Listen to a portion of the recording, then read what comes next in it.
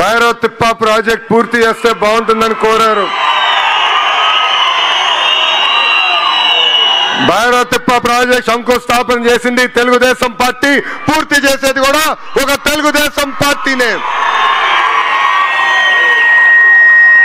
కరువు ప్రాంతం లాంటి అనంతపూర్ జిల్లాలోనే కార్లు పండించే విధంగా అనేక పరిశ్రమలు మేము తీసుకొచ్చాం. సాగునీటి ప్రాజెక్టులు పూర్తి చేస్తాం.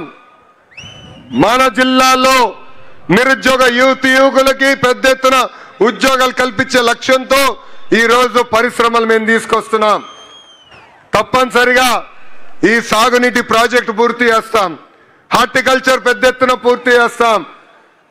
ఆంధ్ర రాష్ట్రంలో తలసరి ఆదాయంలో మన జిల్లా ఇప్పుడు 5వ స్థానంలో ఉంది.